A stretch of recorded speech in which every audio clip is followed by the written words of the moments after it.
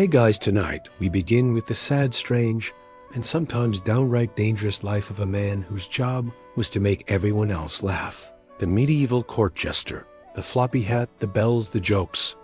It all sounds like fun and games until you realize you are one wrong joke away from the dungeon.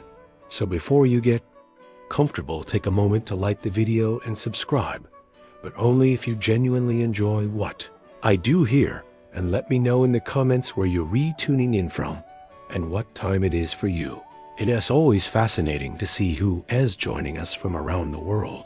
Now dim the lights, maybe turn on a fan for that soft background.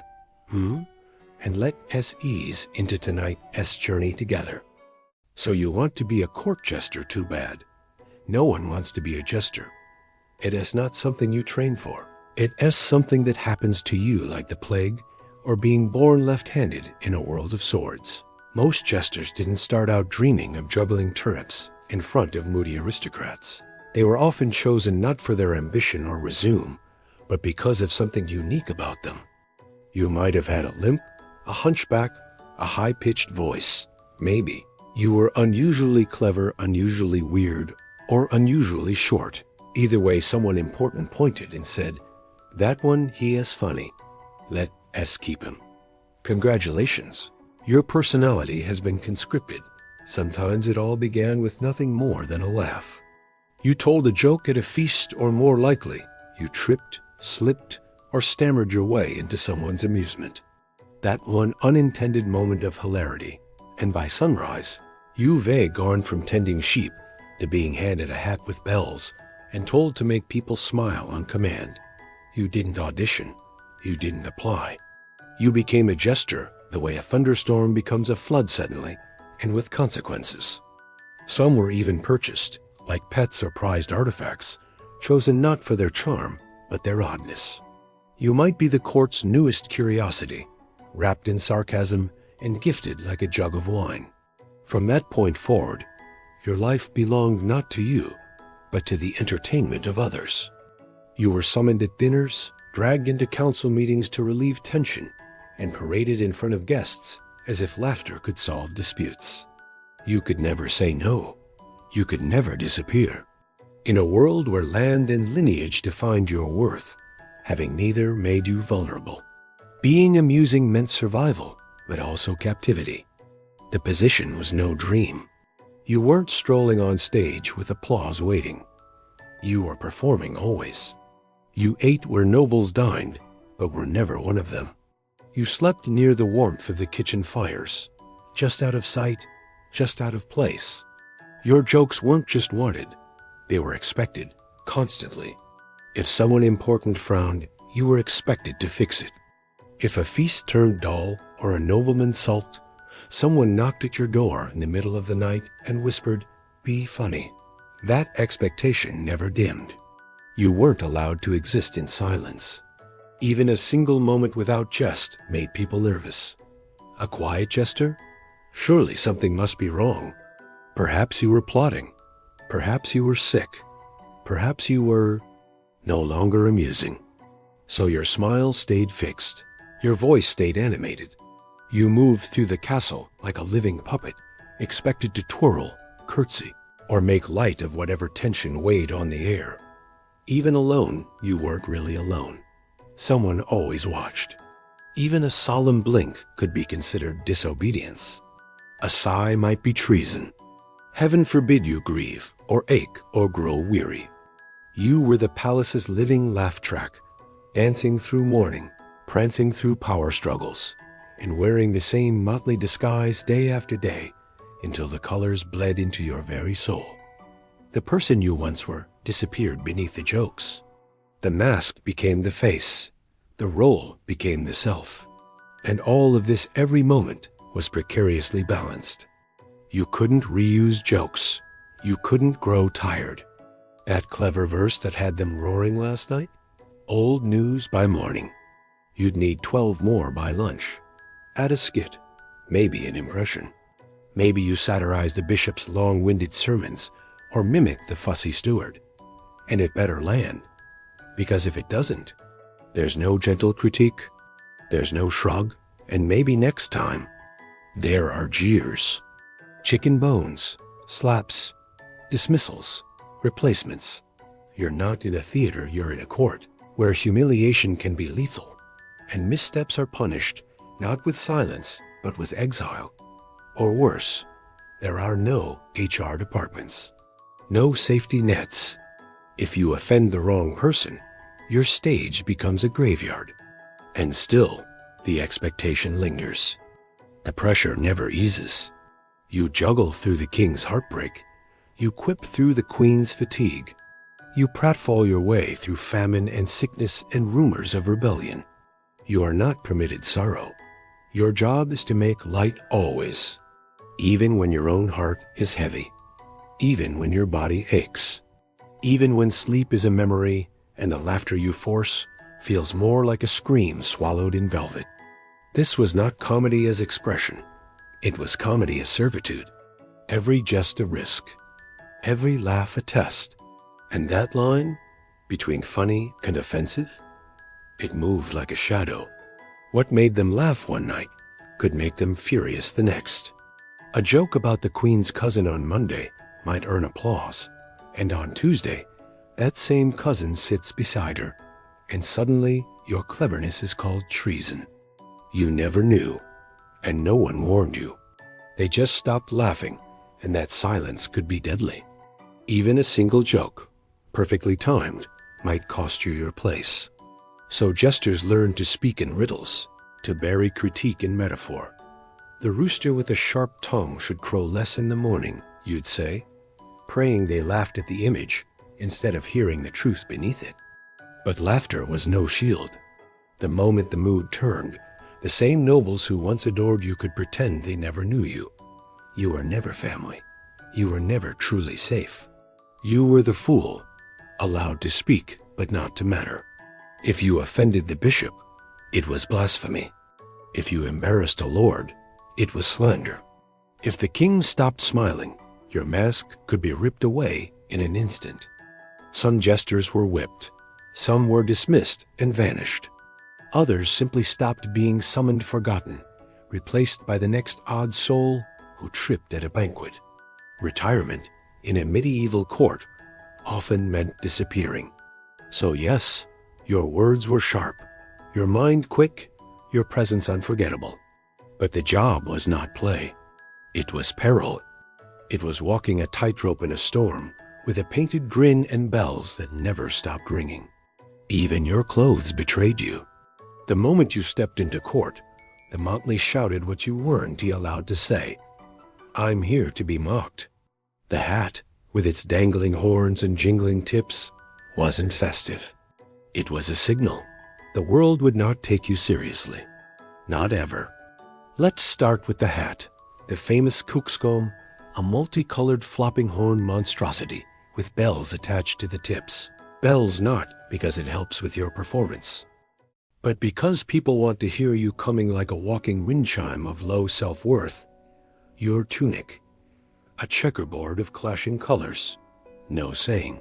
Tailor would combine on purpose, yellow and blue-red and green bright garish patches, sewn together like a tapestry made by someone who hates your dignity. Your shoes curled toe slippers, also with bells perfect, for slipping on spilled meat or tripping over your own relevance. They make you look like a court-approved goblin, which frankly is the point. Even your belt is a joke, often oversized or knotted in ways that prevent practicality. Need to carry a knife or pouch, forget it. That is not what you read here for. You read here to jiggle dance and fall on your face in a glorified mascot uniform, and while nobles wear velvet silk fur and gold thread embroidery, your clothes are made from the cheapest scraps of wool and linen. If it is itchy heavy or stained perfect, the worse it feels, the better it looks. The audience must always remember you read beneath them. Now imagine wearing this to every feast, every wedding, every royal negotiation. There is no variation, no wardrobe change, no formal gesture wear. You are visually ridiculous 24/7. Even when you read dead serious, you look like a coloring book exploded on your body. And don't expect compliments people do and say nice hat. They say, Try not to trip over your bells today, fool. Or worse, they tug your sleeve, just to hear you jingle like a holiday decoration with abandonment issues. So yes, your clothes might be iconic, but they also a uniform of humiliation. A reminder that even when your words are sharp, your outfit must be dull-witted. Enough to reassure the powerful that you never truly a threat, just an echo in a funny hat. You sleep under the same roof as dukes, barons, and kings, but make no mistake, you not one of them. You part of the furniture like a tapestry that makes noise. Your room, if you're lucky enough to have one, is a glorified storage closet tucked behind the kitchens or near the servants' quarters. A space just far enough to remind you not important, and just close enough to be dragged out at a moment's notice for a midnight joke or awkward wedding toast. At meals you do and sit with the nobles. You stand near them close enough to overhear gossip, be insulted, mid-bite, or have a piece of chicken flung at your head in est. You might be allowed to eat from the same platters, but always last after the nobles. But because people want to hear you coming like a walking wind chime of low self-worth, your tunic, a checkerboard of clashing colors, no saying. Taylor would combine on purpose, yellow and blue-red and green bright garish patches, sewn together like a tapestry made by someone who hates your dignity. Your shoes, curled toe slippers, also with bells, perfect for slipping on spilled meat or tripping over your own relevance. They make you look like a court-approved goblin, which frankly is the point. Even your belt is a joke, often oversized or knotted in ways that prevent practicality. Need to carry a knife or pouch? Forget it. That is not what you here for. You here to jiggle, dance, and fall on your face in a glorified mascot uniform. And while nobles wear velvet, silk, fur, and gold thread embroidery, your clothes are made from the cheapest scraps of wool and linen. If it's itchy, heavy, or stained perfect, the worse it feels, the better it looks. The audience must always remember you beneath them. Now imagine wearing this to every feast, every wedding, every royal negotiation. There is no variation, no wardrobe change, no formal gesture wear. You are visually ridiculous 24/7. Even when you dead serious, you look like a coloring book exploded on your body. And don't expect compliments. People do and say, nice hat, they say. Try not to trip over your bells today, fool. Or worse, they tug your sleeve, just to hear you jingle like a holiday decoration with abandonment issues. So yes, your clothes might be iconic, but they also a uniform of humiliation. A reminder that even when your words are sharp, your outfit must be dull-witted. Enough to reassure the powerful that you never truly a threat, just an echo in a funny hat. You sleep under the same roof as dukes, barons, and kings, but make no mistake, you not one of them. You part of the furniture like a tapestry that makes noise. Your room, if you're lucky enough to have one, is a glorified storage closet tucked behind the kitchens or near the servants' quarters. A space just far enough to remind you not important, and just close enough to be dragged out at a moment's notice for a midnight joke or awkward wedding toast. At meals you do and sit with the nobles. You stand near them close enough to overhear gossip, be insulted, mid-bite, or have a piece of chicken flung at your head in est. You might be allowed to eat from the same platters, but always last after the nobles, the priests, the dog, and occasionally the stable boy. And yet you hear everything affairs, plots, murmured insults, the truth behind marriages and treaties. You are the unwanted ear in the room, the one nobody stops talking around because in their minds, you too lowly to matter. You harmless a fool. But that doesn't stop you from knowing everything. And sometimes that knowledge keeps you alive or gets you killed. The irony is cruel. You live among nobility. You know their secrets. You share their meals. But socially you stranded. The nobles won't befriend you. The servants won't trust you. You too high for one world, too low for the other. Your presence is tolerated, but not respected. You allowed into spaces peasants never see, but only so long as you're amusing. You re-patted on the head, like a performing animal, not welcomed like a guest. If you speak too plainly, or ask for something real, a favor protection. Respect you re-reminded immediately. Know your place, fool. You are quite literally a resident outsider. You can mimic the court mock, the lords entertain the ladies, but you never inherit land, marry into nobility, or wear a sword for honor. Your future is as fixed as your bells. So yes, you live with the nobles, but you live among them the way. A shadow lives among light, always present, never truly visible. You've spent years honing your skills, juggling knives, reciting witty verse, playing instruments, mimicking voices, composing satire that could rival Cicero, and yet no one thinks of you as talented. They think of you as amusing. That's the curse of being a jester. No matter how much skill, creativity, or performance mastery you have, your genius is constantly treated like a party trick. You compose clever rhymes in multiple languages. They chuckle and say, "Do the funny face again." You craft a biting piece of political satire disguised as a joke about sheep. Someone throws a grape at your head and tells you not to get too clever. You are expected to be brilliant, but never acknowledged as such. If a noble sings a song, everyone applauds. If you sing better, the room goes silent. If a baron tells a joke, it's praised for its boldness. If you tell the same joke better, it is called sassy or inappropriate. And woe unto you if you actually outshine someone important. Nobles don't like being upstaged, especially by someone dressed like a Christmas ornament. You're supposed to sparkle, not eclipse, so you play a strange game. Perform just well enough to keep your job, but not so well that you make anyone feel inferior. Be witty, but not wise. Be sharp, but not threatening. Be brilliant, and then immediately juggle something to remind everyone you're not that clever. It is a balancing act on the edge of a sword.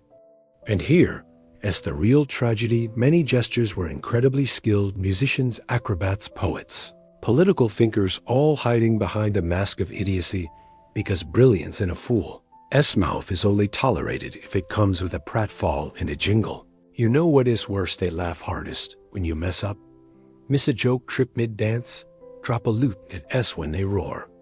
Not because you meant to, but because failure reinforces what they want to believe, that you just an idiot in a loud outfit, not someone clever enough to mock them in their own tongue. So yes, your talent may be the most refined in the room, but your applause, it only ever comes wrapped in condescension. Feasts in a medieval court are grand glistening roasts, overflowing wine goblets, minstrels plucking away in the background. It is a festival of excess, and you the main cause of humiliation. From the moment guests arrive, nobles are eyeing you like a toy they can poke for laughs. Do a trick, fool. Tell a joke, imitate Lord Wensley and his lazy eye. You perform not because you want to, but because the mood of 100 powerful drunken nobles depends on your ability to not take offense while being publicly mocked, grabbed, teased, and possibly slapped. You do and sit at the table. You orbit it like a bright, jingly satellite of shame. You move from group to group like a courtly room cleaning up. Awkward silences with a clever line or a badly timed handstand. You are always available, but never invited. And when the wine starts flowing heavily, that is when things turn. Suddenly your performance becomes a game for everyone else. Someone pulls your hat down over your eyes. Another demands a pig impression. Someone else throws a leg bone at you and laughs when you flinch. Because here is the thing, you not just entertainment. You a social punching bag, a safety valve for the elite. Nobles can insult each other, but they can insult you, and they do constantly. They mock your clothes, your voice, your background, your worth. Not because they hate you, but because you're convenient. Because laughing at the jester makes everyone feel smarter, richer, and safer. You the joke that keeps the system in balance. You smile. You take it. You keep the laughter going because the alternative is silence. And in the medieval court, silence is dangerous. Silence means tension. Silence means attention shifts. and you do not want the spotlight to land on someone more important than you and find you unfunny in the process. So yes, you re at every feast, but you re not celebrated. You re-consumed like the bread and wine, swallowed and forgotten by the time the goblets are cleared. And when everyone goes to bed full and satisfied, you go back to your closet-sized room with bruised ribs and a sore smile. By day, you re a jester, flinging jokes, juggling apples, and taking verbal punches like a trained clown in a velvet cage. But by night, you re a weapon. The crown might laugh at your tumbling act, but they know your real value isn't in your slapstick. It's in your ears. You see, being a fool comes with a strange perk. You re invisible in plain sight. Nobles speak freely around you. Servants forget you. Re there. Guests vent their frustrations while you pour their wine. You drift from corner to corner like furniture with feet catching everything. You hear confessions that weren't meant to be heard, treason whispered between cousins. Affairs confessed over goblets, bribes, threats, alliances forming in the shade of the feast, and you remember it all. Not because you re-nosy, but because it keeps you alive. Because sometimes the king calls you aside. He says, "Fool, tell me what the bishop said to the French envoy last night," and you better have the answer. If you do'n't, he might think you re-loyal to someone else. If you do, he might ask for more. This is the terrible dance. A king wants truth from your lips, but no truth that implicates him. You serve a monarch who praises your honesty until your honesty offends. You re-expected to report quietly, cleverly, maybe even in riddle form, who was sleeping with whose wife, or who is, plotting a little light rebellion over stew. You re the court's most dangerous informant, disguised as the least dangerous person in the room. But there's a catch. Everyone else knows it. The lords and ladies smile at you, but they do entrust you. Servants stop talking when you walk by. The guards eye you like you re-holding a dagger behind your back, and in a way you are. Your weapon is information, and information in a medieval court is just a sharp joke away from being deadly. So you always listening, always choosing which truth to tell and which one to bury under a harmless punchline. Because in a world full of swords and secrets, the most dangerous blade is unforged from steel. It's tucked behind a fool's grin. In the medieval court, your job is to keep everyone else laughing. Even when you falling apart inside your dog guide, doesn't matter. The queen still expects you to make a joke about her cousin's wig. You've got a fever. Too bad the duke had a bad hunting day, and he needs a laugh before he throws his plate. Your heart has broken. Keep dancing, fool. This is a wedding. You are not allowed to have feelings unless they funny ones. Sadness that, as selfish. Anger, insubordination, fatigue, laziness. Anything short of cheerful absurdity is treated like a betrayal. If you show real emotion, people get uncomfortable. Not because they care, but because you fail in your function. They don't see you as a person with a soul and scars. They see you as caught furniture with jokes. You expected to absorb everyone else's moods and reflect none of your own. You must sit through drunken tirades, mocking laughter, passive-aggressive insults, and the occasional flying chicken leg, and smile through it all. Sometimes you perform while grieving. Sometimes you perform while ill. Sometimes you perform while quietly begging the universe to just let you disappear behind a curtain and cry for 5 blessed minutes. But there's no curtain, no privacy. You're always on, and the idea of vulnerability doesn't fit your costume. And here is the cruelest twist when nobles do notice. You down, they do, and ask what is wrong. They say, "Why aren't you being funny today?" Or worse, maybe the fool has finally lost it. Shall we find a new one? So what do? You turn your pain into performance. You make your heartbreak a punchline. You laugh first and louder before they can. You build a fortress of wit around your exhaustion. And you don't let anyone see inside, because the moment they realize the fool is human, the illusion shatters, and so does your job. So yes, you had feelings. You just learn to bury them under bells and jokes like everyone expected. Because in the court, when everyone else gets to feel things, the fool is the one who pretends nothing hurts. Medieval kings were not known for emotional stability. One bad dream, one spoiled roast, one poorly timed sneeze from a foreign diplomat, and the entire mood of the court shifts like a thundercloud with a crown. And guess who they all look at when the king furrows his brow or frowns into his goblet you? Because if the monarch isn't smiling clearly, the fool isn't doing his job. It doesn't matter that you are up late performing at a feast, or that your voice is hoarse from singing, or that you told 12 jokes this morning that got genuine chuckles from 3 knights and a cook. If the king wakes up irritable, the court looks at you like you personally ruined breakfast. You re not just the jester. You re the court as emotional insurance policy. Did a trade negotiation fail? The king's advisors mutter. Perhaps the fool didn't lighten the tension enough. Did the queen scowl during mass? Maybe the jester made a joke in poor taste. Did the king stub his toe on a chamber pot? Has the fool been leaving things about again? Sometimes it's subtle, a snide comment, a disapproving glare. Other times it's direct. Entertain me, fool. I am in a foul mood, and your head is in the balance. And they re not kidding. You re one ill-timed silence away from being demoted to stable cleaner or worse, executed for being unfunny. And even when it is not your fault, it becomes your burden.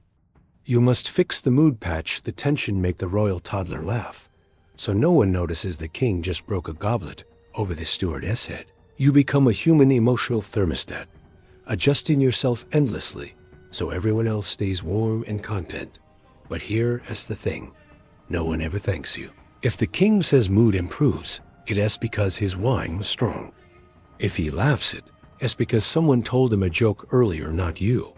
If he doesn't laugh, you re at fault. Either way, you lose. So yes, in a court of paranoia and politics, you, the jester, are somehow both irrelevant and responsible for the mood of the most powerful man in the kingdom. And if he doesn't laugh, you'd better start praying. You may live in the castle, wear bells on your hat, and share jokes with kings, but make no mistake, you are not free.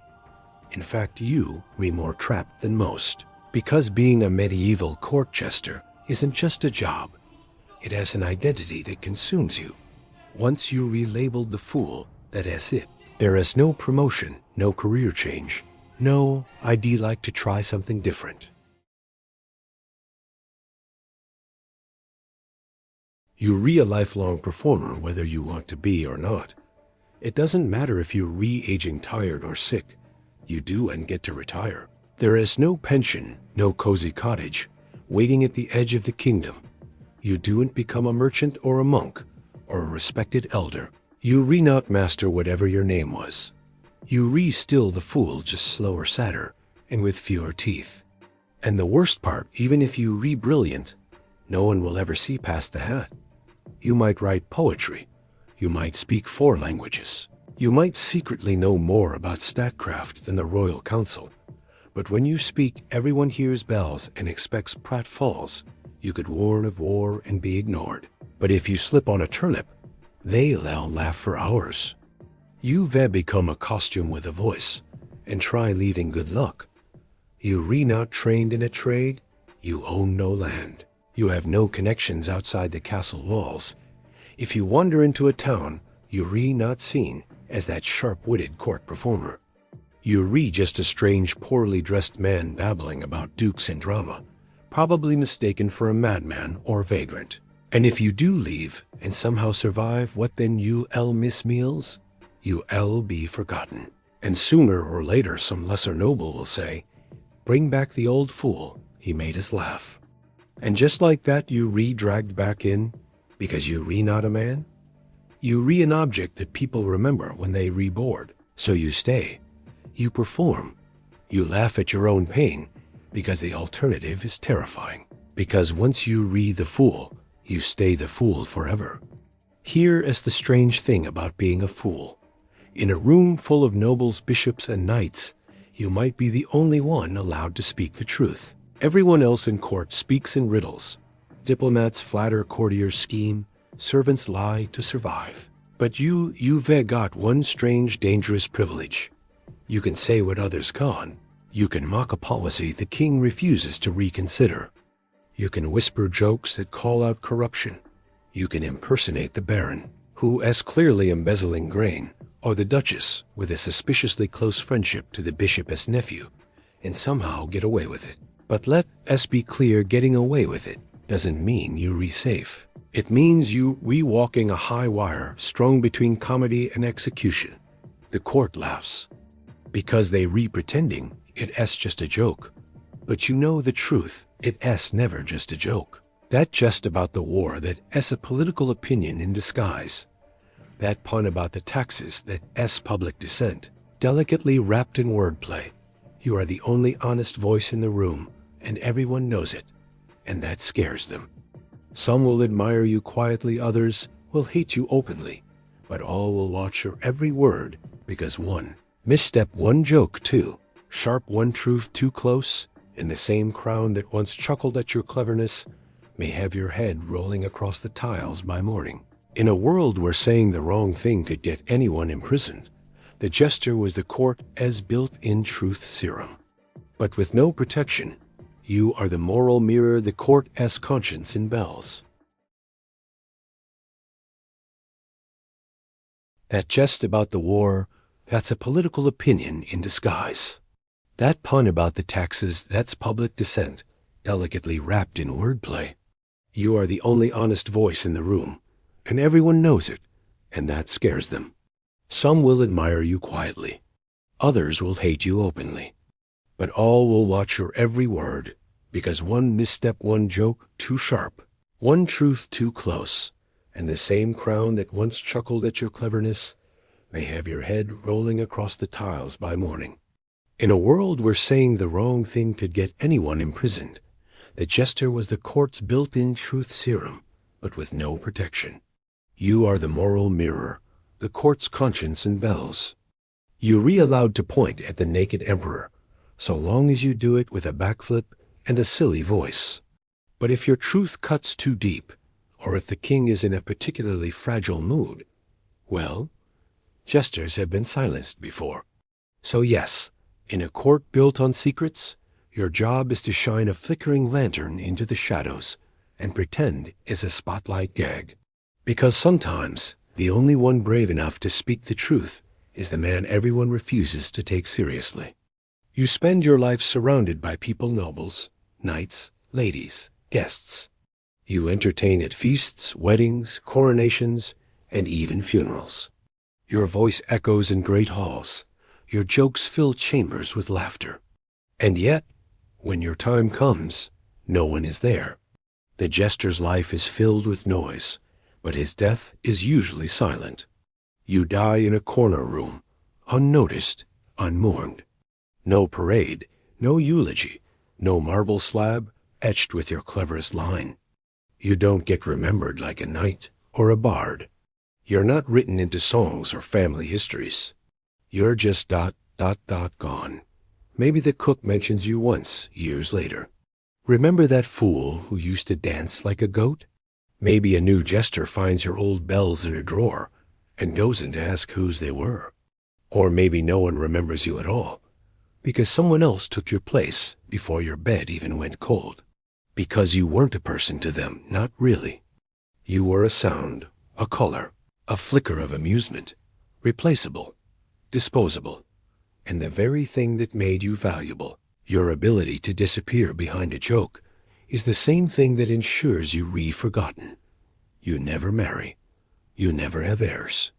You never own land or build a name.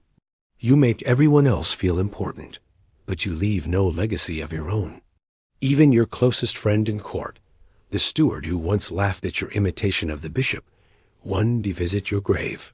You might be buried outside the churchyard, because fools weren't considered holy enough for consecrated ground. Too many jokes, not enough prayers. You lived for their laughter. You measured your worth in their joy, but laughter is fleeting. It echoes once and fades, and when you're gone, the halls grow quiet until the next fool arrives, juggling for applause. So yes, your life brought others cheer. You made kings forget their worries and lords drop their pride. But when your candle finally burns out, there's no crowd, no fanfare, just silence. And maybe, just maybe, the soft jingle of bells remembered by no one. To the lords and ladies of the medieval court, the jester was entertainment comic relief in a tense world of politics, war, and ceremony. But look closer, and you'll see the jester wasn't just there to amuse. He was there to remind.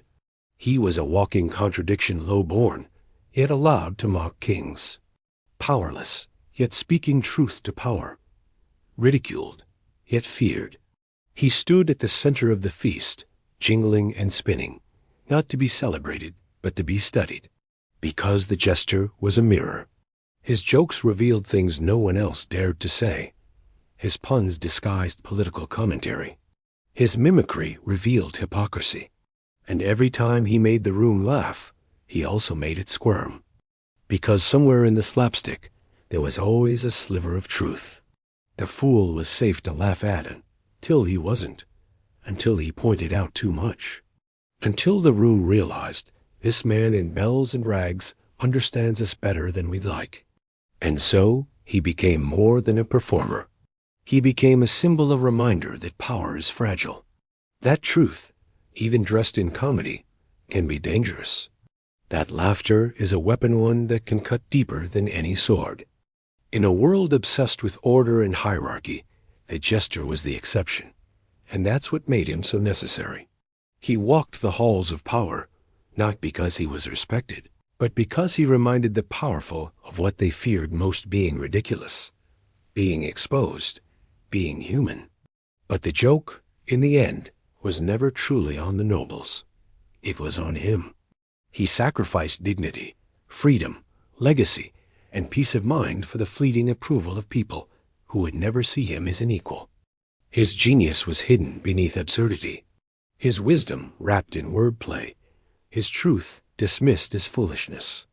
And yet, centuries later, we still remember him not as a clown, but as something more complex, more haunting, more real. The medieval jester was not a joke. He was a warning. That sometimes the only one telling the truth is the one you're busy laughing at. Long before curtains rose and actors bowed, ancient theater was born in a swirl of wine, masks, and divine chaos. It didn't start with playwrights or applause. It began with Dionysus, the Greek god of wine, fertility, ritual madness, and performance. In 6th century BCE Athens, theater wasn't just culture, it was cult. The earliest dramas emerged during the city Dionysia, a spring festival honoring the god himself. Citizens flooded the city in celebration. Livestock was sacrificed. Wine flowed like rivers. And in the midst of this revelry, something miraculous happened. People started acting, not pretending, but becoming. Taking on voices not their own, dancing in frenzied circles, chanting choruses that blurred the line between prayer and performance. The centerpiece was the dithyrama wild, hymn-like chant performed by a chorus of up to 50 men moving in rhythm, faces masked, eyes aflame with ecstasy. These weren't actors as we know them. They were vessels mediums, each voice a drop in the divine pool of Dionysian energy. Then came a man named Thespis. Legend says Thespis stepped out from the chorus around 534 BCE and spoke as a character rather than as part of a group. Just like that, the concept of an actor was born. That's why we still call performers thespians today. Imagine it: one man, alone on stage, claiming to be someone else. It must have felt like blasphemy or magic. The Greeks were hooked. What began as sacred ritual started evolving into structured performance. Playwrights like Aeschylus and Sophocles would soon refine it further, adding a second and third actor, introducing dialogue, plot, and the idea of dramatic conflict. But the spiritual core never left. These early performances took place in massive, open-air theaters carved into hillsides, most famously the Theater of Dionysus in Athens. It could hold up to 17,000 spectators, all gathered in a semicircle to witness something that straddled religion, art, and civic duty. So no Greek theater didn't start in silence. It arrived loud, masked, drenched in wine, and fueled by gods. The stage wasn't just a place to pretend. It was a portal to myth, madness, and meaning. And it all started with the need to celebrate something bigger than ourselves. And clarity mattered more than naturalism. With no microphones, no stage lights, no hidden speakers humming beneath the boards, the actor stood alone beneath the vast dome of sky. His voice had to command not a room, but a sea of thousands. It had to rise and fall like wind across marble steps. Kneeling in grief, howling into the open heavens, every movement had to reach the farthest rows. And still, there was magic. The tragedians Aeschylus, Sophocles, Euripides, they did more than shape the stage. They sculpted emotion, carved conflict into poetry, and offered stories where gods and mortals collided in spectacular ruin. Aeschylus brought a second voice. Sophocles added a third. Euripides peeled back the skin of myth to show the bleeding heart beneath. Their characters Oedipus, Antigone, Medea were not just names, but deep, endless echoes of fate, betrayal, and impossible choices. These plays weren't simply performances. They were trials of the human soul. And still, for all the weight of their sorrow, Greek theater remained a civic joy. Like spiritual Olympics, tragedies were performed in open festivals where the city rich and poor alike gathered. Wealthy patrons funded productions as acts of public devotion, and the stage itself became sacred ground, while the mask became a revelation, a face for every fear, every flaw, every flicker of the divine. In this space, the Greeks found a way to stare directly into the storm of existence and call it beauty. And while tragedy reached upward toward Olympus and wrestled with divine cruelty, Greek comedy tugged everything back down to earth grinning, dancing, and thumbing its nose at propriety. By the late 5th century BCE, as Athens glittered with ideas and ideals, comedy stepped in to remind everyone not to take themselves too seriously. It was bawdy, unfiltered, and jubilantly rude. Nothing was sacred, and that was the point. Where tragedy asked, "What is the meaning of pain?" Comedy asked, "Isn't it hilarious how pompous pain can be?" Aristophanes led the charge, like a master conductor of satire. His plays, Lysistrata, The Clouds, The Frogs, were wild, daring, and often politically explosive. Lysistrata imagined women seizing control by refusing intimacy to end war funny, scandalous, and revolutionary. Audiences didn't watch from behind curtains of politeness. They laughed openly, rowdily, side by side with their neighbors, even if the joke was on them. Comedy followed tragedy during festivals, offering relief and release. One moment, tears for Antigone. The next, a chorus of sausages dancing to mock corrupt politicians. Costumes were padded, masks grotesquely exaggerated bulging eyes, floppy appendages, wild wigs to guarantee laughter even in the farthest seat. But beneath the slapstick, there was sharpness. Aristophanes didn't just mock. He pierced. His satire was so pointed that the Clouds is said to have contributed to the public suspicion that led to Socrates' trial. As centuries passed, comedy softened. By the 4th century BCE, new comedy emerged: domestic plots, mistaken identities, clever servants outwitting their betters. Playwrights like Menander laid the groundwork for Roman farce, and, eventually, the comedies of Shakespeare and sitcoms of our own time. Greek comedy was a mirror too, but one that made you laugh as you spotted your own absurd reflection. It reminded the city that fate might be powerful, but human foolishness was universal. When the Romans inherited Greek theater, they did so with the volume turned all the way up. Where Athens had open-air subtlety, Rome had spectacle. Their theaters, colossal, echoing amphitheaters, weren't just venues. They were monuments to performance as power. Plays became public events, grand entertainment where noise reigned supreme. The earliest Roman dramas were translations of Greek originals, adapted by writers like Livius Andronicus and Plautus. But these weren't stiff retellings. Roman comedies amplified everything: faster pacing, louder jokes, simpler plots, and infused them with Roman flavor. Mistaken identities, mischievous slaves, bumbling lovers, and furious fathers in endless confusion. Plautus and Terence made comedy their craft, shaping character tropes still seen in Western storytelling. Their humor danced through social satire mocking snobbery, greed, and ambition. Roman tragedy, however, was something else entirely. While the Greeks used tragedy to explore ethics and philosophy, Roman tragedians, especially Seneca, turned the genre into dark, visceral theater. His works were intense, sometimes brutal, layered in psychological torment and graphic horror. In Thyestes, a man unknowingly eats his own children's symbolism served raw. But these bloody tragedies weren't always the audience favorite. Romans craved thrill. They packed theaters seeking wonder, not just wisdom. Chariot races, gladiator games, and staged naval battles were hard competition, so producers made their plays bigger. Trapdoors, cranes, water effects, some plays even used real deaths, woven into the drama. The theater became a tool, a mouthpiece for emperors. Augustus shaped culture through performance.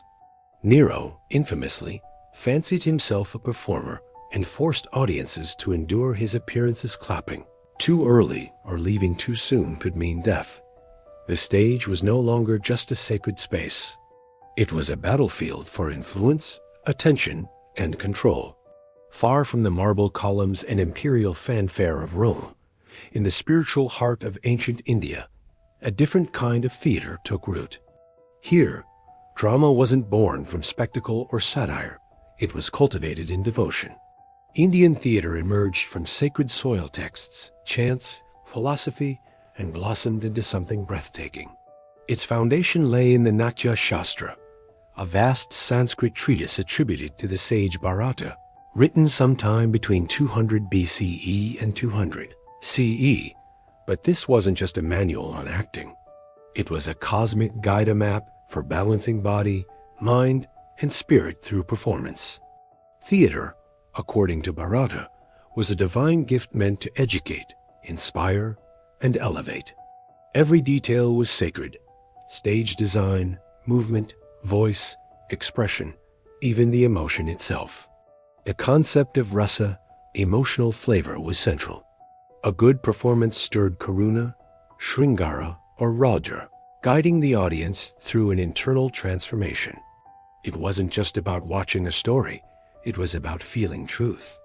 Performers trained with rigor, mastering gestures known as mudras, stylized movement, and melodic dialogue often sung or chanted. Their stories came from epic tapestries like the Mahabharata and Ramayana, where gods walked with mortals and lessons lived in myth. One towering figure was Kalidasa, whose play Shakuntala remains a jewel of world drama, lyrical, layered, and luminous. His words weren't merely heard, they were absorbed.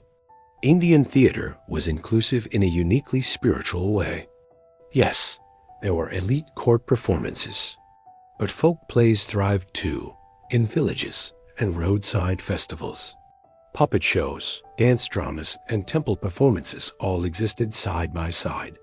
Forms like Kathakali and Yakshagana brought vivid costumes, music, and movement to life, blending ancient tradition with local flavor. Unlike Rome, where theater competed for attention, or Greece, where it wrestled with reason, Indian drama sought harmony. Performance was not escape, it was enlightenment. The actor was not just an artist, but a vessel, a bridge between myth and meaning, between the visible world and the divine, and reality, embodying the timeless stories that made sense of life and death. In ancient China, theater didn't explode onto the scene in a burst of drama. Instead, it unfolded slowly, elegantly like a silk fan unfurling in the evening breeze. Its earliest forms were not performances in the modern sense, but sacred acts. Long before actors in stages, there were shamans, temple dancers, and ritual mimes. In the Zhou dynasty, over 3,000 years ago, masked Nuo dances were performed to repel spirits and cleanse communities. These were solemn, spiritual events, ritual first, expression second. Over time, the sacred softened into storytelling. Movement, gesture, and music became language. By the Tang dynasty, between the 7th and 10th century CE, the lines between ritual and theater began to blur beautifully.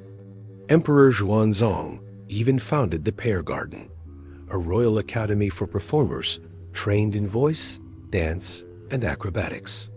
That lineage lives on today. Actors in traditional Chinese theater are still called children of the Pear Garden. But it was during the Yuan dynasty, under Mongol rule, that Chinese drama truly blossomed. With Confucian censorship eased, popular entertainment surged. Zayu drama arose poetic, lyrical, and deeply human.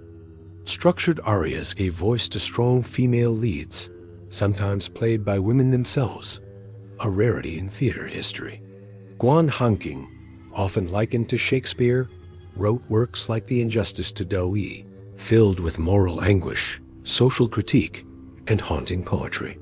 With symbolic movement, minimal scenery, and stylized gesture, the stage became a canvas where the body told stories as much as the voice. These elements gave rise to Chinese opera, an art form that flourished in the Ming and Qing dynasties. The most iconic style, Peking opera or Jingzhu, emerged in the 18th century. It was a universe of ornate costumes, painted faces, and hypnotic falsetto. Each tilt of the head, each flick of a sleeve, held deep meaning. The stage was nearly empty, but the audience saw mountains and kingdoms in their mind.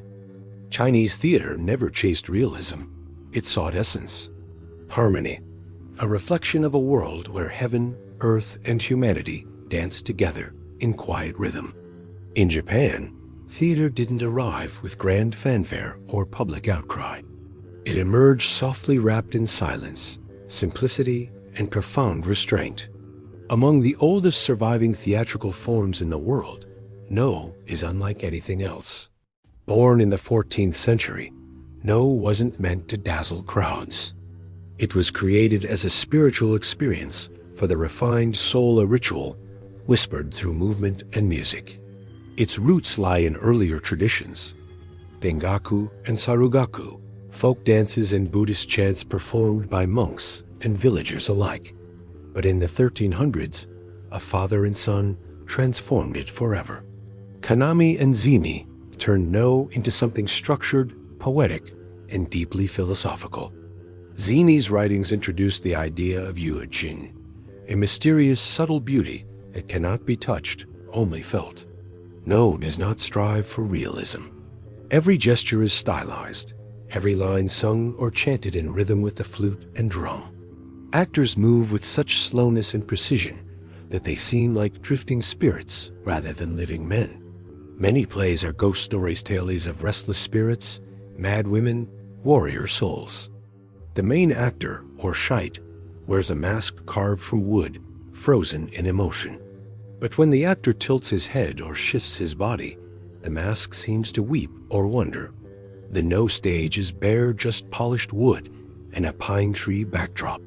Yet it becomes a realm between worlds. Time dissolves. Emotion drips like water into silence. Supported by the samurai class, No became a ritual of introspection, not applause. And remarkably, it remains nearly unchanged today. The robes, the music, the poetry, all passed down for centuries like a whispered secret. In No, every breath is deliberate, every silence sacred. The stage becomes a threshold between life and death, between voice and stillness. And in that threshold, the audience glimpses something timeless. While actors and emperors commanded attention on stages of grandeur, another form of theater quietly told its tales in flickers of light and shadow puppetry. Especially in Asia, puppetry was not a child's game. It was an ancient art, a spiritual conduit, a mirror for truths too dangerous to speak aloud. In Indonesia, on the islands of Java and Bali, the sacred shadow play known as wayang kulit took form. Thin puppets, intricately carved from buffalo hide, were held behind a white cloth. An oil lamp cast their shadows for the audience to see silhouettes dancing in a world of flickering flame. At the center was the Dowling puppeteer, priest, and poet all in one.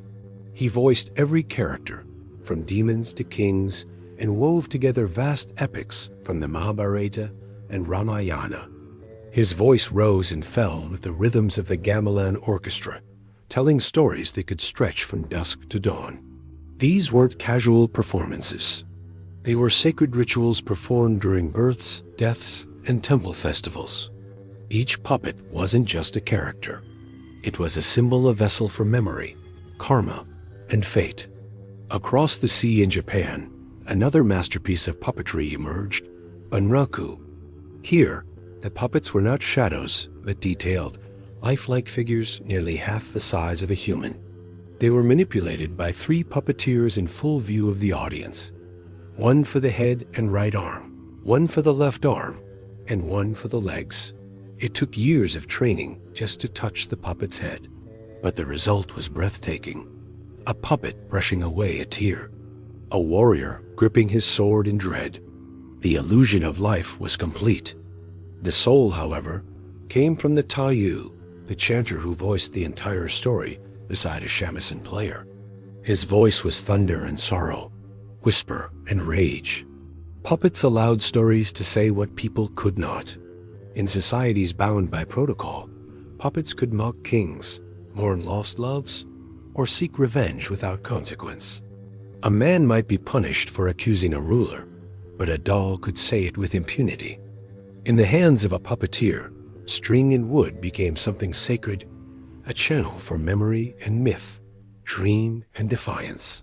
From the drunken chants of Dionysus to the silent grace of no masks, ancient theater didn't simply vanish. It echoed forward, reshaping how we tell stories even today. Its legacy isn't just etched in stone ruins or dusty scrolls. It's alive in every stage, screen, and script. The Greeks gave us structure. Their innovations, dialogue, dramatic conflict, character arcs are the very bones of modern storytelling. The 3-act play, that's Aeschylus whispering through time. A tragic hero undone by hubris, straight from Sophocles. And martial training, instilling in her the same iron discipline and fierce independence that had defined her own life. She taught Ada to read not just poetry, but military strategy, to understand alliances, not just as marriages, but as weapons. In court, they whispered about the little girl with a warrior's bearing, and they watched as history quietly began to repeat itself, this time authored by a woman. While others played politics behind silks and smiles, Sinan was laying the groundwork for a dynasty, not through charm, but through preparation. She ensured Ada attended councils, rode with soldiers, and learned how to read a room as sharply as one might read an enemy formation. Every feast, every formal event became part of Ada's schooling. And in a palace where whispers could kill, Ada learned to speak with precision and to remain silent with power. Sin was crafting not just a successor, but a statement that a woman, shaped by steel and strategy, could carry the weight of empire. But Macedon remained a place of danger, and Sinan knew that even the sharpest blade could be snapped by betrayal. The court had grown restless in Alexander's absence. Loyalties were fluid, ambitions unchecked.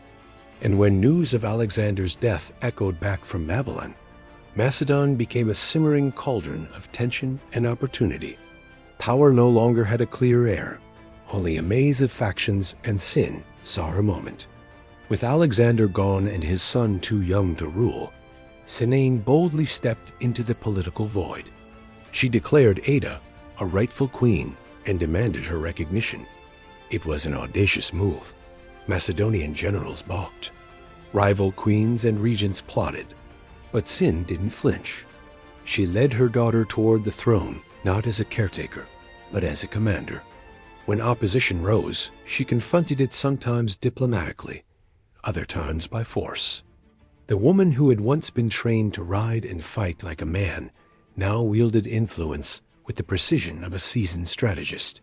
Even as the court tried to silence her, she refused to disappear. Sinaine was no longer just a symbol of strength, she had become its architect. And in that brief, electric moment of possibility, she showed the ancient world something rare and terrifying. A royal woman who was not content with survival. She demanded sovereignty. She had forged herself in a crucible of empire, blood, and war. Now she was passing that fire forward. And though time would obscure her name beneath the shadow of her brother's legacy, for those who looked closely, her story burned just as brightly, a testament to the quiet, relentless power of a woman who dared to shape history instead of be shaped by it. And martial training, instilling in her the same iron discipline and fierce independence that had defined her own life. She taught Ada to read not just poetry, but military strategy, to understand alliances, not just as marriages, but as weapons. In court, they whispered about the little girl with a warrior's bearing, and they watched as history quietly began to repeat itself, this time authored by a woman. While others played politics behind silks and smiles, Sinaine was laying the groundwork for a dynasty, not through charm, but through preparation. She ensured Ada attended councils, rode with soldiers, and learned how to read a room as sharply as one might read an enemy formation. Every feast, every formal event became part of Ada's schooling. And in a palace where whispers could kill, Ada learned to speak with precision and to remain silent with power. Sin was crafting not just a successor, but a statement. That a woman, shaped by steel and strategy, could carry the weight of empire. But Macedon remained a place of danger, and Sinaine knew that even the sharpest blade could be snapped by betrayal.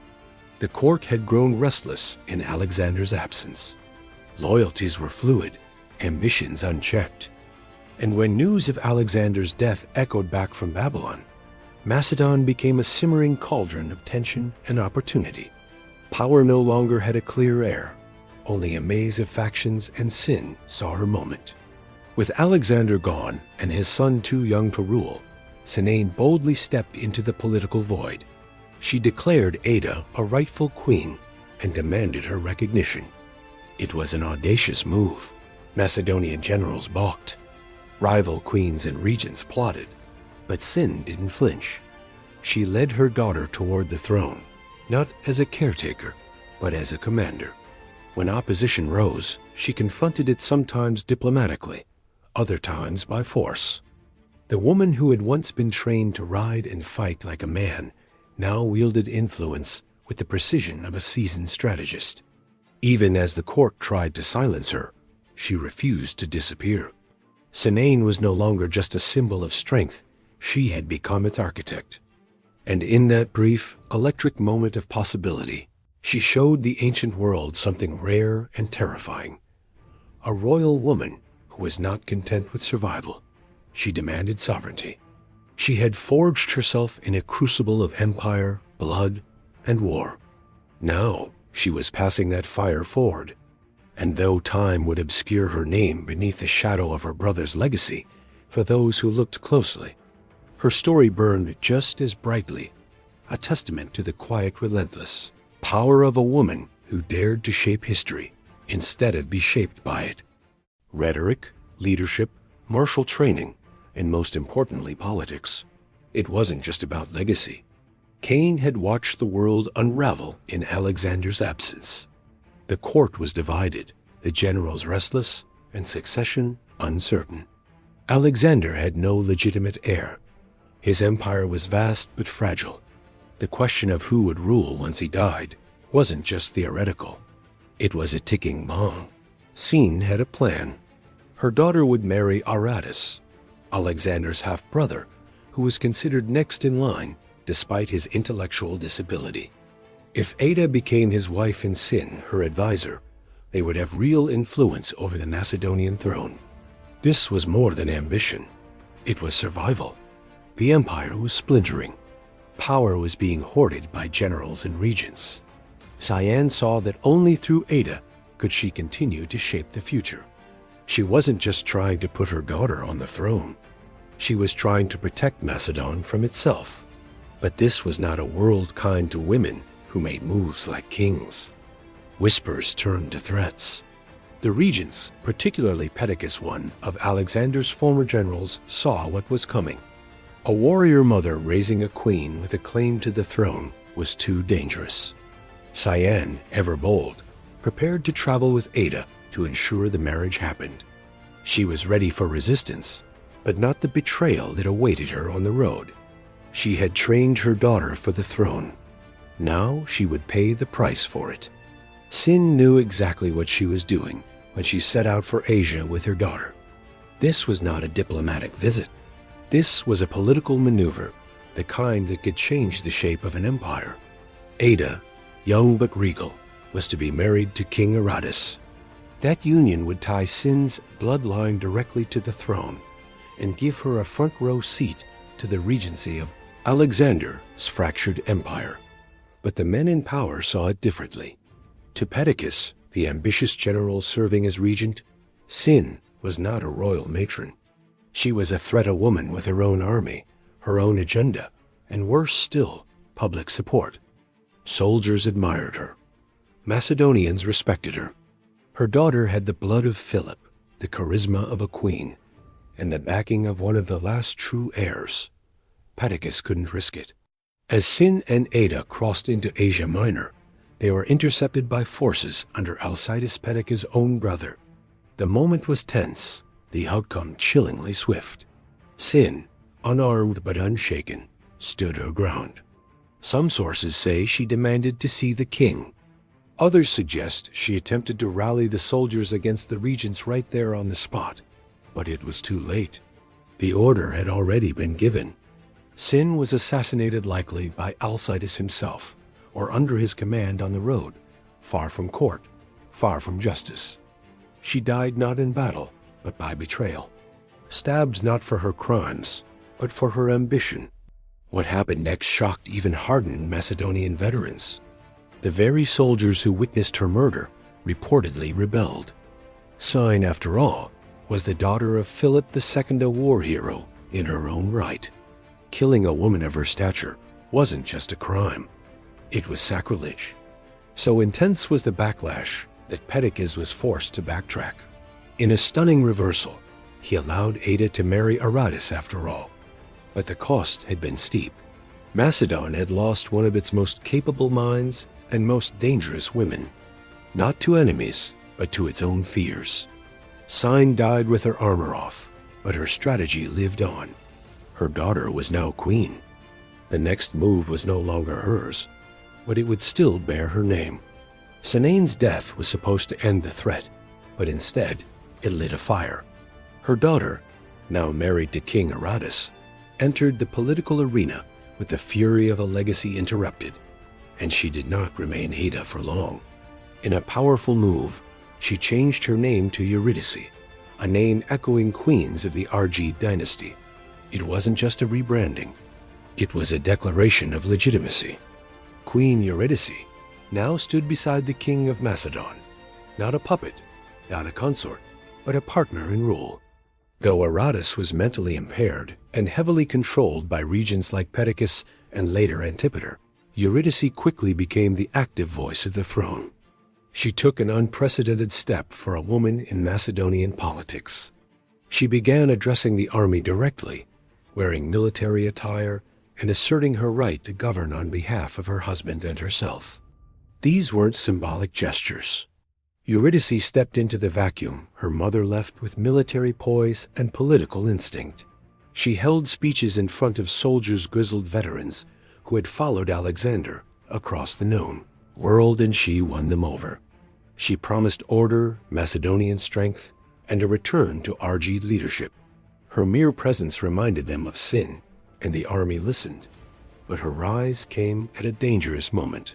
The Wars of the Diadochi, the bloody civil wars between Alexander's former generals, were already underway. Macedon was fragmenting. Alliances cracked. Loyalties shifted like sand. Eurydice stood in the middle of it, a young queen with no army of her own, challenging men who commanded legions. Still, she played boldly. She stood up to Polyperchon, the newly appointed regent, and tried to maintain control of the capital. She refused to back down, writing letters, issuing orders, rallying troops. For a time, she seemed unstoppable. But like her mother, Eurydice's power came not just from her bloodline, but from the threat she posed to men in power.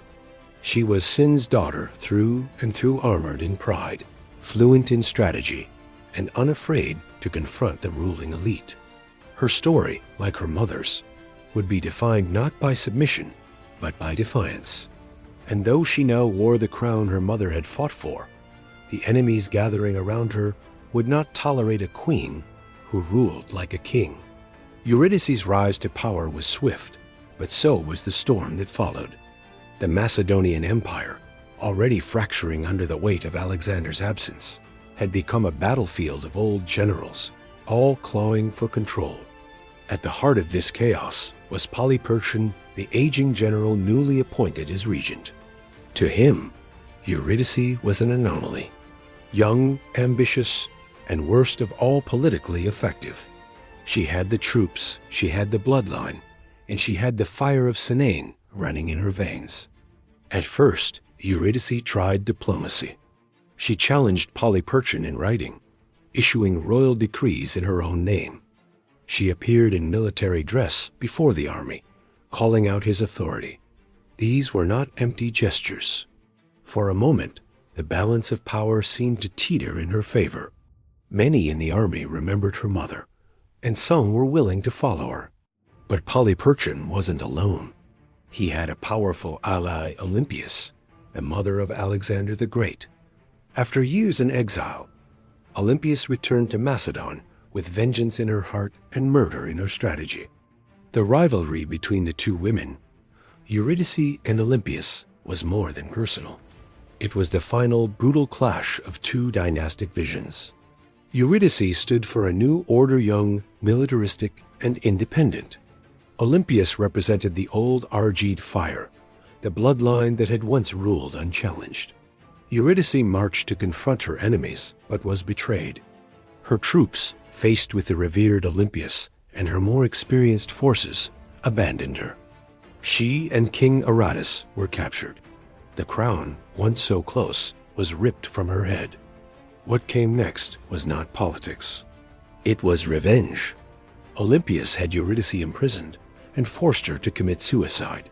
The daughter of Sinane, like her mother, died not in battle, but because she dared to claim power in a man's world. Her husband was murdered soon after. Their deaths weren't just executions. They were warnings etched in blood, sent to every woman who might think of leading armies or wearing crowns. But even in death, Eurydice left a mark. Her story became legend whispered among soldiers and remembered by historians as a flash of defiance in a darkening world. She had inherited her mother's soul and shared her fate. Cyan and Eurydice are rarely mentioned in the same breath as Alexander, Philip, or Olympus. Today it still survives not just as a martial art, but as a living link to one of humanity's earliest visions of what it means to be both a warrior and a sage. To most of the world, the phrase martial arts brings to mind one word, kung fu. But in China, Hong Fu Gong Fu doesn't just mean fighting. It means mastery earned through effort, whether in calligraphy, cooking, or combat. And nowhere is that spirit more fully embodied than in the ancient martial traditions rooted in the temples, mountains, and battlefields of early China. The origins of Chinese martial arts stretch back over 4,000 years. Ancient military texts from the Zhou dynasty describe hand-to-hand combat drills, weapon techniques, and battlefield formations. But the true heart of Kung Fu emerged where philosophy met in the silence of the monasteries. The most famous origin story begins in the Shaolin Temple, a Buddhist sanctuary nestled in the Song Mountains. Legend says that in the 5th century CE, a monk named Bodhidharma, who traveled from India, introduced meditative practices that would evolve into Shaolin Kung Fu. He noticed that the monks, weakened from long hours of seated meditation, needed physical conditioning to balance the spirit. So he taught them forms fluid movements that mimicked animals, synchronized breath, and sharpened awareness. Over centuries, these forms became complex martial systems, each with its own rhythm, philosophy, and purpose. Tiger style for strength, crane for grace, snake for fluidity. Every motion was a metaphor for a principal attack with speed, defend with emptiness, strike with inner stillness. Shaolin monks weren't just fighters. They were spiritual athletes. They believed that to master combat, you must first conquer the self. This wasn't about brute strength. It was about internal power. The idea of Kai, life energy, was central. Movements weren't random. They were vessels for circulating Qi, balancing yin and yang, aligning body with cosmos. Kung Fu also branched beyond Shaolin. Taoist monks in the Wudang Mountains developed their own soft, flowing styles like Tai Chi, which emphasized harmony, breath, and the redirection of force. These styles prioritized energy control over impact, showing that martial power could come from yielding, not clashing. Throughout dynastic wars, cultural revolutions, and modernization, Kung Fu endured, not just as combat training, but as a living philosophy. It taught ethics, restraint, and discipline, to fight without anger, to win without arrogance. Because in China, the true enemy was never just an opponent. It was imbalance within. In the dust of ancient Greek arenas, under the blazing sun of Olympia, there was a martial art so raw and so complete it made even seasoned hoplites flinch.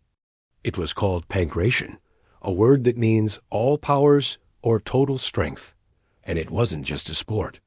It was warfare stripped of weapons and placed at the feet of the gods. Pankration first entered the Olympic Games in 648 BCE, and almost immediately it became legendary. A blend of wrestling and striking, this was full contact combat at its most primal. Competitors punched, kicked, grappled, choked, and broke bones. The only two rules: no biting, no eye gouging. Everything else was fair game. But pankration wasn't chaos. It was discipline. Fighters trained in strategy and control, not wild brutality. They studied the mechanics of the human body. Where to strike, how to pivot, when to lock a joint or crush the windpipe. They trained relentlessly in the palestra, where gymnastic conditioning met hand-to-hand tactics. Pankratiasts were admired not just for strength, but for technique and mental toughness. And the art wasn't confined to the games. Greek soldiers practiced pankration for the battlefield. It was part of the warrior's toolkit. If your spear broke, your shield splintered, and your sword fell, you fought with pankration close quarters, barehanded and unforgiving. Legendary tales grew around its champions. One speaks of Arichin of Phegalia, who died during a match after locking his opponent in a final submission hold. Though lifeless, his opponent conceded defeat, and Arichin was crowned victor posthumously. He became the embodiment of what pankration represented: absolute commitment, even unto death. Yet like many ancient martial systems, pankration faded with time. When Rome absorbed Greece, gladiatorial spectacle overtook it. Later, with the fall of the pagan world and the rise of new cultural orders, its practice all but vanished. But its legacy lived on in the philosophy of using the whole body as a weapon, in the balance of aggression and control, and in the roots it planted in modern combat sports like MMA. Today, historians and martial artists alike view pankration as one of the most complete fighting systems of the ancient world. Because to the Greeks, true strength wasn't just about violence. It was about mastering every part of yourself in the moment when everything else was lost. When we think of ancient Egypt, we think of pyramids, pharaohs, and gods with animal heads. But beneath the golden mask of Tutankhamun and the shadow of the Sphinx was a militarized civilization where martial skill wasn't just a soldier's tool, it was a path to honor and status. Egypt's earliest records of martial arts appear not in text, but in art. On the walls of tombs in Beni Hasan, dating back to around 2000 BCE, there are over 400 depictions of grappling techniques, throws, locks, and stances. These images, striking in detail, show that Egyptian warriors trained in unarmed combat with surprising sophistication. Wrestling was not a pastime, it was a national passion. Young nobles trained in martial disciplines from an early age. Combat was seen as both physical excellence and spiritual preparation. The soldier wasn't just a fighter. He was a protector of Mat, the divine balance of the world. To train the body was to prepare to defend that cosmic order. But Egypt's martial tradition extended far beyond wrestling. Warriors were schooled in stick fighting, known today in its modern descendant as tatib.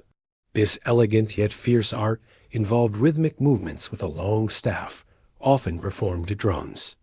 Though it evolved into a ceremonial dance over the centuries, its roots were deeply martial, used by guards, soldiers, and royal bodyguards.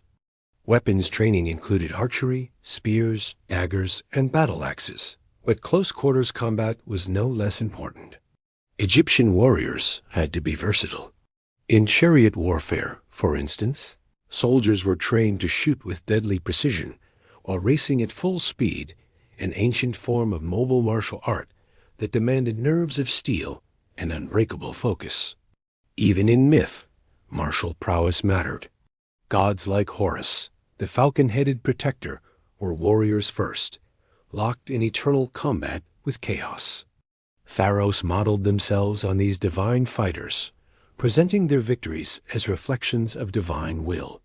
War was sacred, and those who fought it were not just men, they were instruments of order.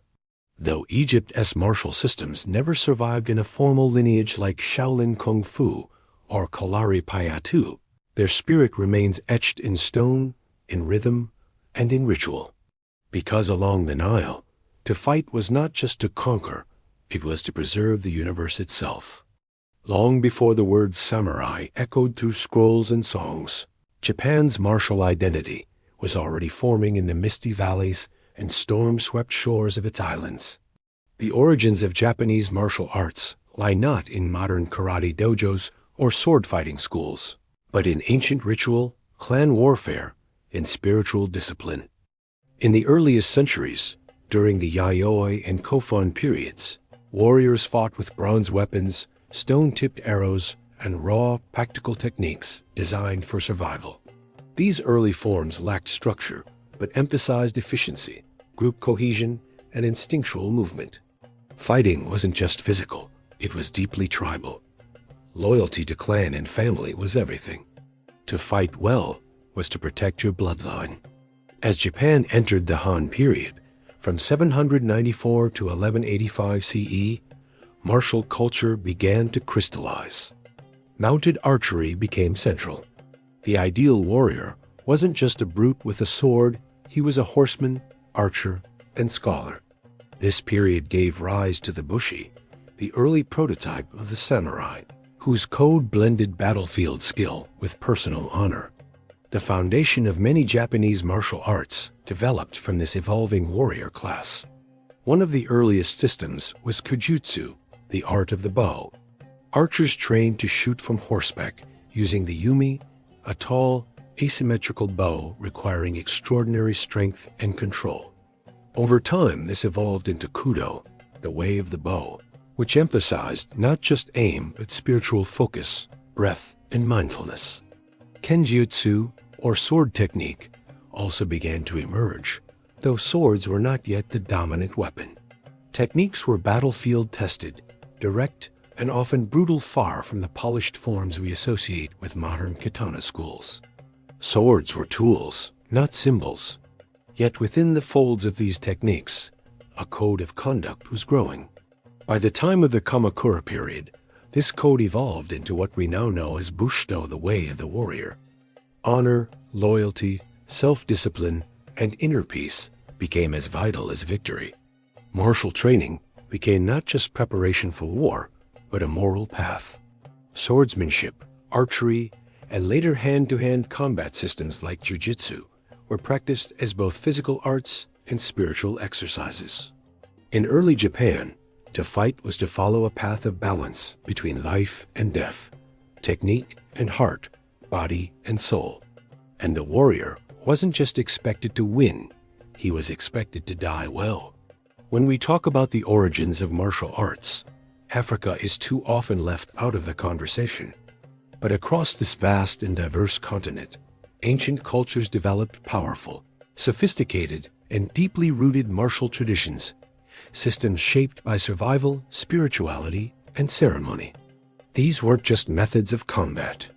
They were expressions of identity, heritage, and sacred duty. One of the most enduring African martial practices is Dam, the ancient combat sport of the Hausa people in West Africa. Traditionally performed by butchers and members of warrior guilds, Dam combines bare-knuckle boxing with powerful low kicks. Fighters wrap one hand, called the spear and cloth, or hardened rope, while the other remains open for defense. Matches often take place during harvest festivals and public gatherings, turning combat into celebration. But make no mistake, this is warrior training preserved through ritual. In Senegal, another ancient tradition thrives: Lam, or Senegalese wrestling. More than a sport, Lam is a national art form, its roots reaching back to pre-Islamic times when it served as a rite of passage for young men. Wrestlers engage in powerful grappling, accompanied by drums, dance, and spiritual chants.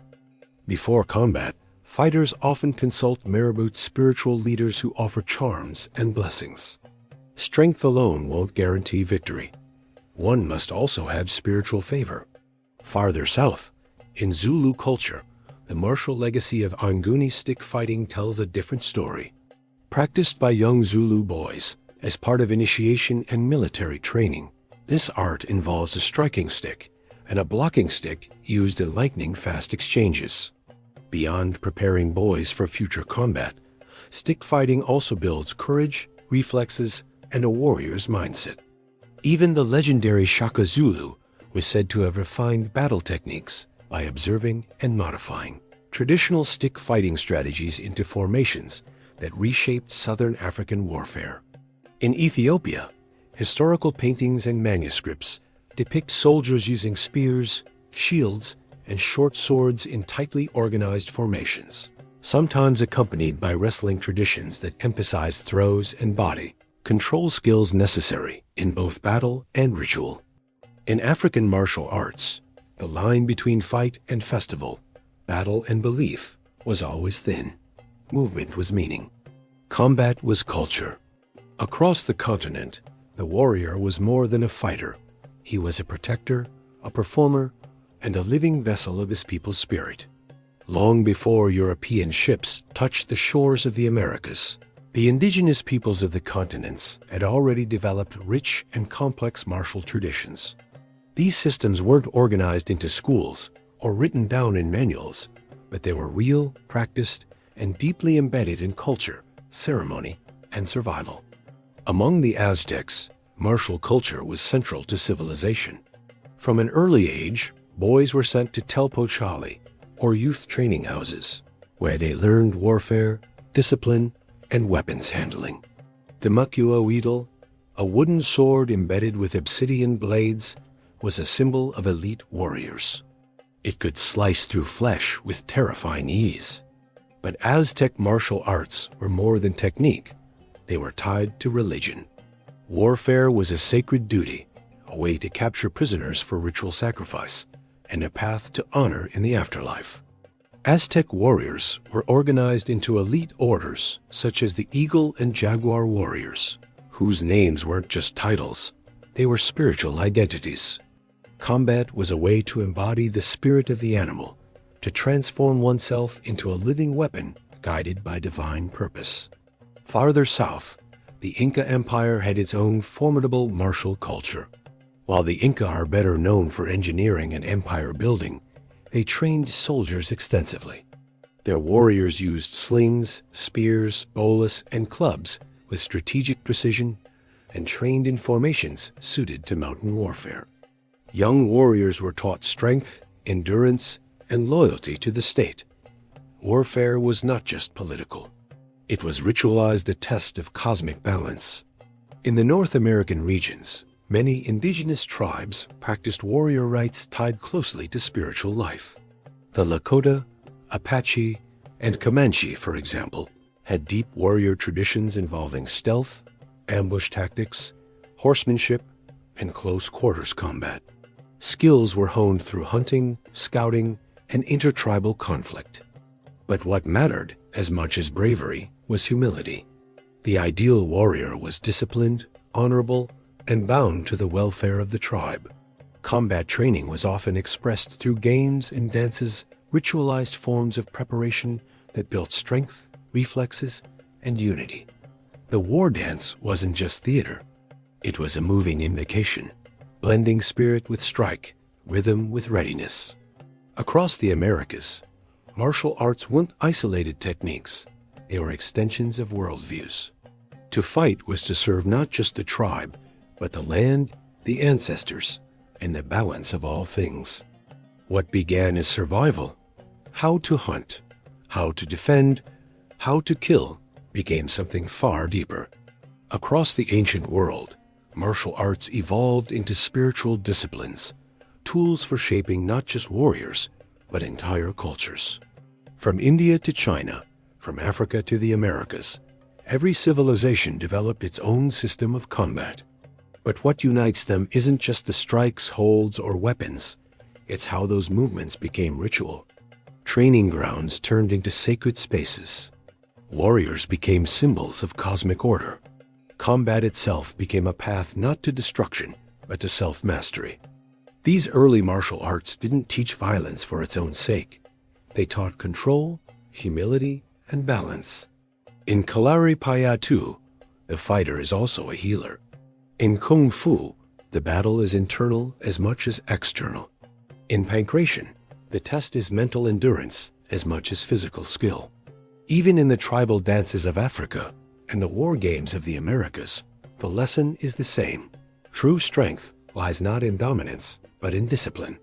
Over time, many of these traditions were suppressed, scattered, or transformed by conquest, colonization, and modernization.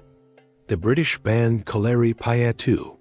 Chinese martial arts were driven underground during political upheavals. African systems were masked in ritual to survive. Native American combat knowledge was pushed aside by force. And yet none of it truly disappeared. Fragments survived in folk dance, oral storytelling, and community rituals. Others resurfaced in modern martial arts, reborn in karate, judo, capoeira, MM, and more. The roots are ancient, even if the forms are new. Today, when someone steps onto a mat, bows before a teacher, or learns a new technique, they not just learning how to fight, they participating in a lineage that stretches back thousands of years, where motion is memory and every movement is a whisper from the past. The ancient masters may be gone, their battles long finished, but their philosophies endure. They taught that martial arts are not about defeating others. They're about defeating yourself again and again until ego, fear, and rage fall away. What remains is stillness, precision, purpose. Because in the end, every martial art, no matter its origin, tells the same story. The journey of a human being learning how to be strong, not just with the fist, but with the spirit.